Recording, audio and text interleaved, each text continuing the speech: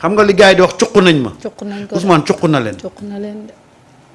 Ousmane cuq na leen autour du projet.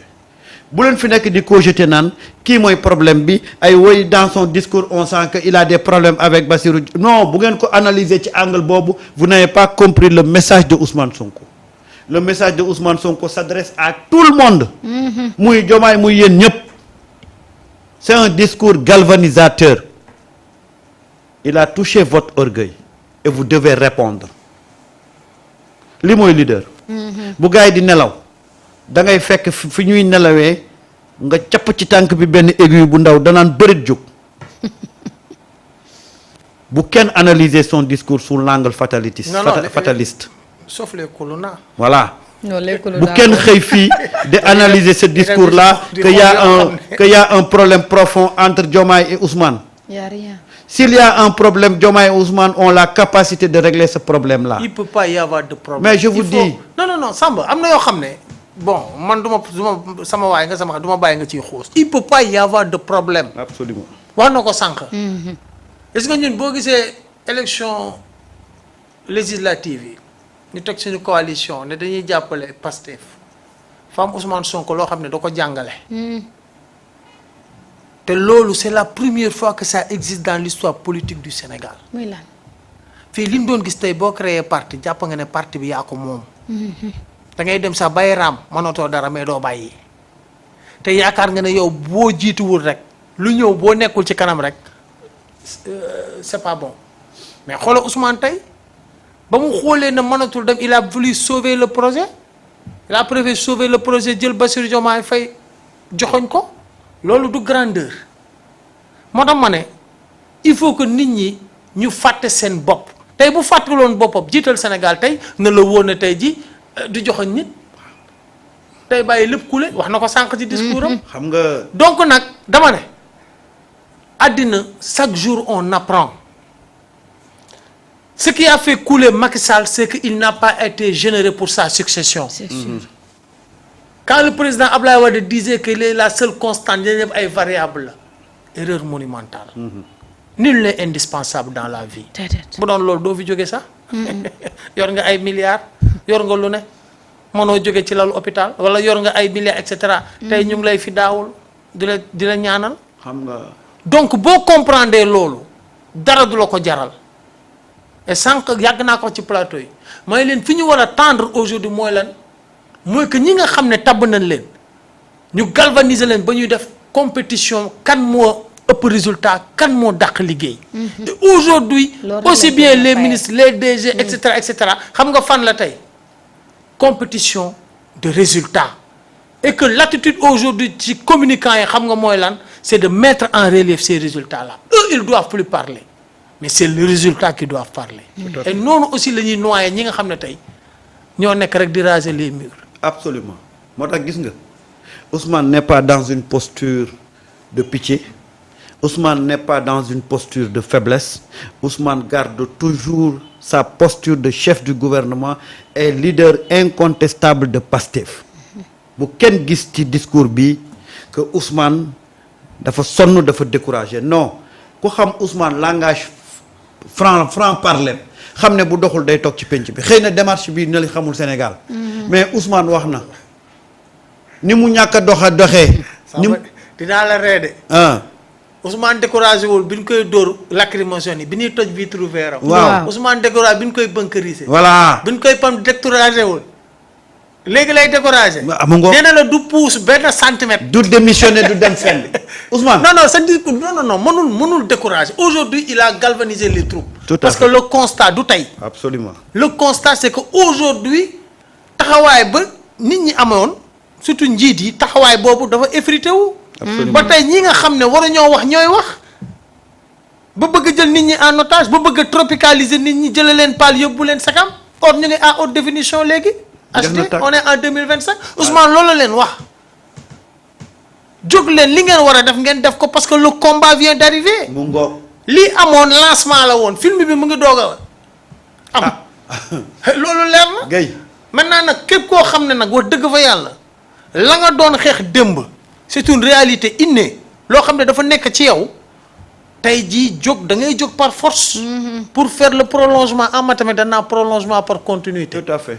pour faire le prolongement par continuité de li nga xam ne moo xewoon tey da ngay jóg taxaw ñu continuer combat bi pour am ay résultats non pas pour ñun Mareta bu doon suñu jëmm yi rek de man de wax dëgg fa akamaa mën a feey makamaa mën a tëb ci piscine lekk lu neex jeex na lépp da nga koy bàyyi ni nga sa doom yi bëgguñu suñu doom yi ñun li ñu dund ñu dund ko wallaahi. xam nga même approche communicationnelle da ngay wax loo xam ne koo gis day yëngal sa bopp Ousmane ci loolu la nekk Ousmane da leen di wax li fi nekk xam nga dem barkeroog ba doyen yebe mayebe toog na fii maanaam leen da ngeen yéex trop parce que tey 1 an yi waroon na fekk ngeen boucler ay réformes yenn question yu fondamentales yi ngeen attaqué ko am ñu bind naan non Samba da nga war a xam ne 1 an rek lañ fi defagum Ousmane ñëw na pour wan leen ne lenteur am na. parce que dossier yu ponkal yi ñu waroon attaqué wuñ ko. man de j'avais confiance. voilà bi commencé woo jën yu ndaw yi. voilà. ma ne leen haute cour de justice. day dem en haute mer. jëli coof yeex jarañ yeex et cetera spadon yi. waxoon naa ko mais dafa yeex. parce que tey dafa mel ni machine bi dafa commencé di. absolument wàññeeku tey ñi yor milliards yi toog ci. xam nañ leen lan moo tax dul leen woo. lan moo tax spadon yu mag yi fële en haute mer.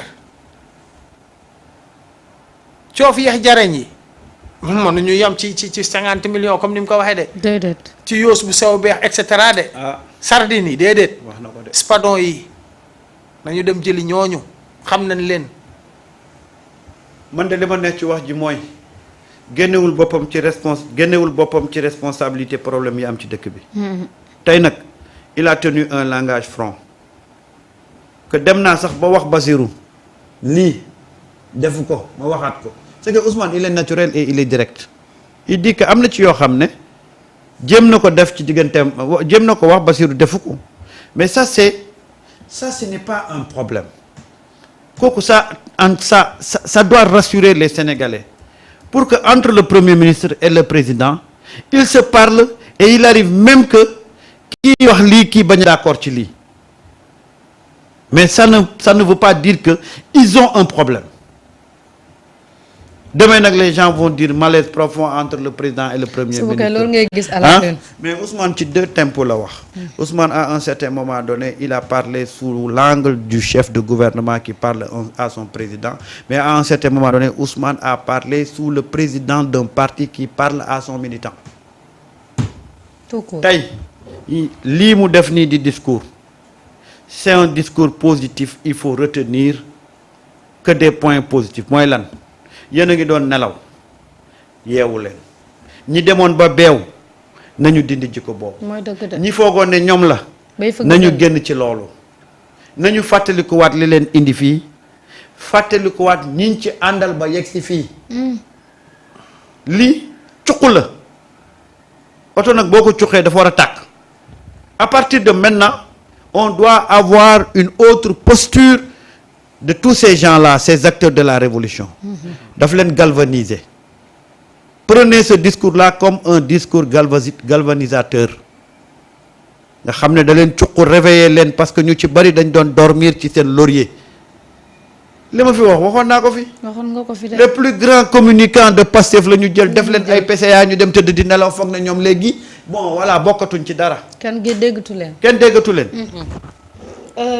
Ousmane Sonko aussi wax na ci li nga xamante ni moo jëm ci ñi nga xam ne tey ñooy toog ci mbir yi di leen saaga ñiy wax jàpp na ne ñooñu jëmmam sax ñoru leen en la ñu am ci moom jàpp ni li ñu ñàkk tey moom moo leen ko xañ te itam ñooñu benn vision la ñu am muy le pouvoir ak en bi nga xam ne quand même dañ koy gis ci plateau yi ñoo xamante ni bu ñuy wax da ngay xam ne ñii dañu am haine envers Ousmane Sonko parce que jàpp nañu la toog muy dox comme tu le dis tëdd muy naaw lu leen gën a metti seen àdduna Sonko moo leen ko teg alors que dañu war a sérieux quand même dans ce pays. Sonko dafa këpp seen yalwaan. wallaay tuur na ko. dafa tuur seen yalwaan. xam nga ñun c'est-à-dire que dañu nekk ci biir dañu xam. parce que ba muy metti laax bi tàng aussi dañu dugaloon suñu loxo.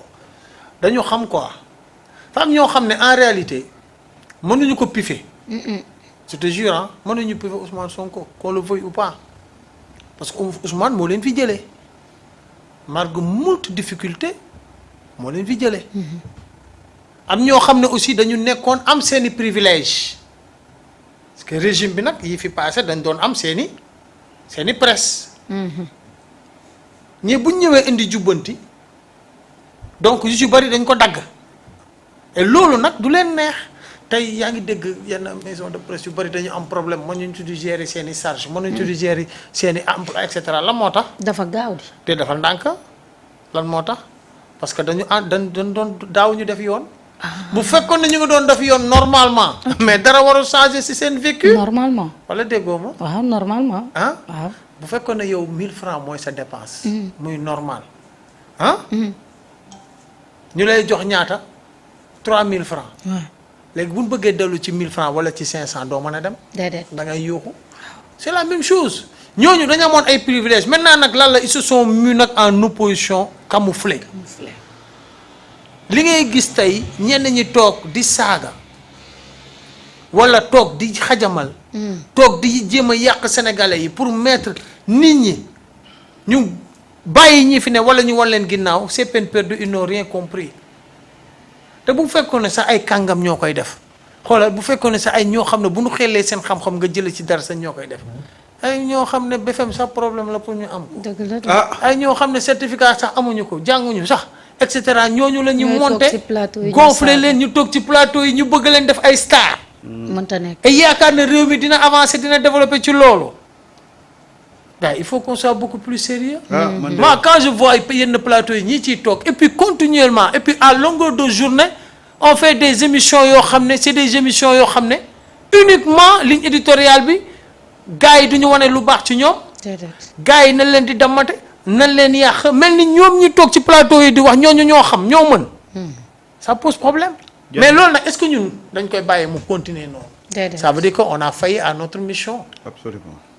tey télé moom laa la wax télé yële tey xoole ñi nga xam ne avancé nañ seen télé boo ko seetaanee ay documentaire ay reportage ay yoo xam ne danga koy seet mu lay yokk moo fa am ay débat économique ay débat yoo xam ne tey jii da nga ciy jëlee njariñ mais fii à longueur de journée jàppal Ousmane Sonko bàyyil Diomaye kii jàppal kële et cetera kii wax na lii kii saaga na kii wax yooyu fan la jëmee réew mi fenn. maintenant nag il faut que loolu ñu taxaw ci bés bu ñi fi nekk yoxee ci lii moo tax souvent ñenn ñi ma dégg ñu ne non moo ne woon day effacé mais bu effacé wul ñu effacé ko bu effacé wul ñu effacé ko de. amul sama dem ma ñëw dëgg la de.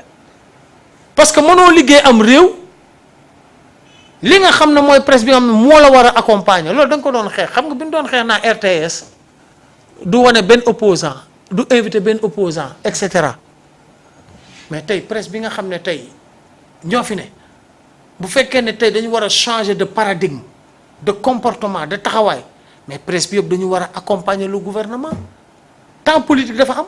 on doit accompagner régime bi ci li muy def di ko fësal. di ci débattre opposants yam dañu taxaw ne ñoom dañu jël option opposée muy seen droit mu nekk une opposition saine.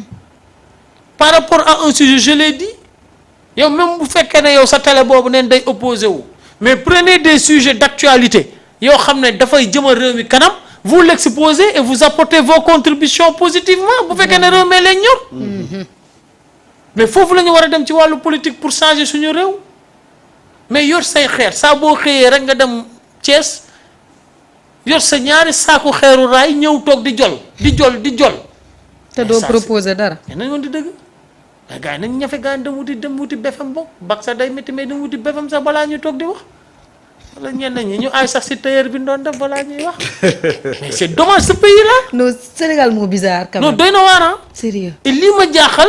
mooy que tey da ngay gis ay ñoo xam ne nee nañ tey dénk leen ma réew mi. déglu leen ma de. waaw ñoo xam ne ay candidats lañu woon ne dénk leen ma réew mi ñooñu ngay gis ñu yàggari dem na dañuy soutenir ces gens là. est-ce que du tour la ñuy wax. non dama ne âge mental bas de la cheville ces gens-là xoola non le Sénégal c'est une farce une véritable farce seen bopp rekk leen yitteel.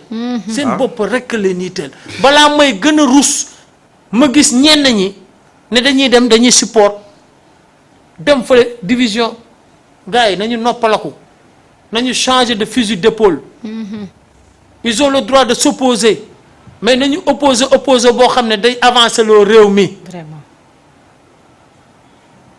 on te dëgg. te xam nga lu ci am solo. mooy la.